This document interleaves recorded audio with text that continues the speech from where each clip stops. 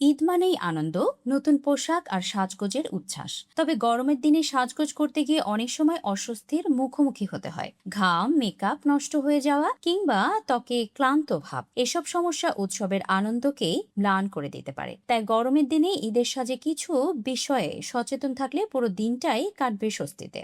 ঈদের সাজ শুরু হওয়া উচিত ত্বক পরিষ্কার করার মাধ্যমে। ভালোভাবে মুখ ধুয়ে হালকা ময়শ্চারাইজার ব্যবহার করলে ত্বক সতেজ থাকে এবং মেকআপও ভালোভাবে বসে। গরমে ত্বক দ্রুত ঘামতে পারে, তাই খুব ভারী মেকআপের বদলে হালকা ও ন্যাচারাল লুক বেছে নেওয়াই ভালো। গরমের দিন ম্যাট বা লাইট ওয়েট মেকআপ ব্যবহার করলে মুখে তেলতেলে ভাব কম দেখা যায়।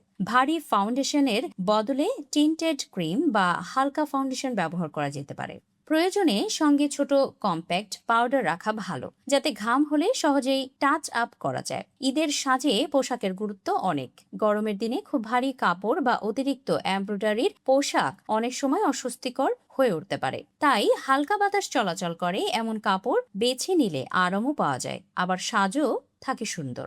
গরমে ভারী হেয়ার স্টাইল অনেক সময় বিরক্তিকর মনে হতে পারে, তাই সহজ ও স্বাভাবিক হেয়ার স্টাইল বেছে নেওয়াই ভালো। খোলা চুল, হালকা ওয়েভ বা সাধারণ কোনো স্টাইলে গরমের দিনে যেমন আরামদায়ক, তেমনি সাজেও আনে স্বাভাবিক সৌন্দর্য।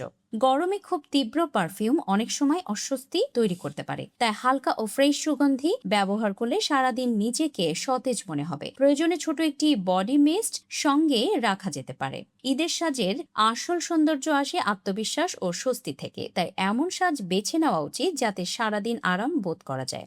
গরমের মধ্যেও যদি সাজে থাকে স্বাচ্ছন্দ্য ও সরলতা, তাহলে ঈদের আনন্দও উপভোগ করা যাবে আরও বেশি।